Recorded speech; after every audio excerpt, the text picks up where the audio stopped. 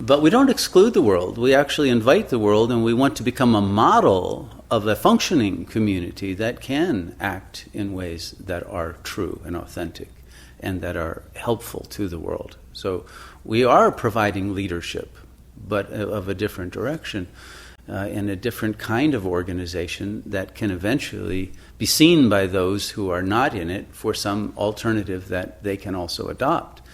But all historians who have studied this subject recognize that civilizations have lifespans.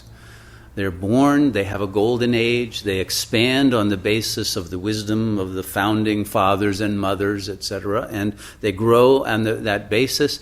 It becomes more and more corrupted as they gain more profit. The ego appropriates everything. Pretty soon they become like those they originally rebelled against, and their freedom now turns into a self-enslavement and an enslavement of others. They become so corrupt that they cannot survive, and they gradually die, just as happens to most individual human beings. Today, we're at the point of the death of a global civilization. And the system is too corrupted and sick to allow a leader like the kind that you hypothetically mentioned to survive. And they get assassinated very quickly, or impeached, or eliminated one way or another. Usually they're eliminated before they even get to the point where they could be candidates. But the candidates who are chosen because they've already sold out. They already belong reliably to the real power, that isn't the so-called leaders. They're just front men and women. They're not the real leaders. The actual leadership is unknown. Their names don't appear in the newspapers. They don't show up on TV. There are many, many levels of secrecy in the way that these systems actually operate. I'm talking about the U.S. and the empire now. I'm not talking about Costa Rica, which is very different, fortunately. But in terms of global politics, we are now at a point where the empires have reached a point where they cannot heal themselves. And so they must suffer the karmic collapse that is due to their misappropriation and misbehavior of the power that they were given. And so we are at a time now that in which the fall cannot be prevented, just as the Soviet Union could not have been prevented from falling, or the Roman Empire for that matter, or many others that we could mention. But now we're at a point that because it is global and planet-wide, and because it is not only political, but it is also ecological, because of the climate change and because of water shortages and because of, you just gave a list the other night at the satsang of how many dimensions there are to the present situation. It has to be resolved in a far more radical way than could be done in any ordinary conventional mindset.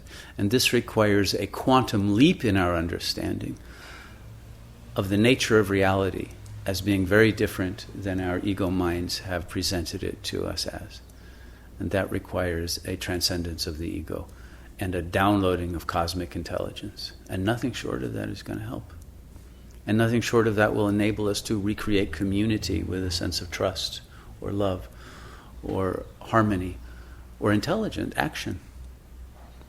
So I wouldn't depend on any messianic president or prime minister saving us. It will have to come from the grassroots of communities, hopefully such as ours. Hopefully there are many such. I don't know. That's a question. But we hopefully will inspire others that perhaps do not yet exist to take the chance and create other nodes of higher consciousness and love. And gradually we can create a grid and network of such around the world.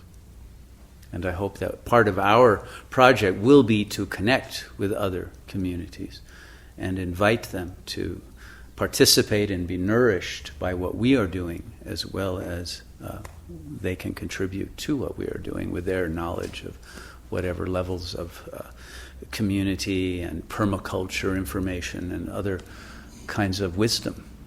And that we will be as open and sharing as we can, and I think that there are other communities that will be of help to us. And we will find that a new system of organization will soon replace the old without the requirement for a political revolution or any other kind of violent response, but simply because the world at large, will need the help of those who are organized on the basis of trust, when that has completely dissolved and there's no more social capital in the world out there, and that the only functioning communities are the spiritual communities, then there will be a complete power shift.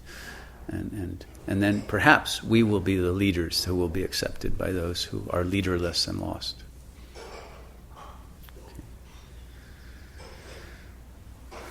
But in any case, that's in the hands of God. That's not for us to determine. All we can do is become beings of the highest integrity and altruistic intention and capacity and skillfulness in loving and in helping others as we can.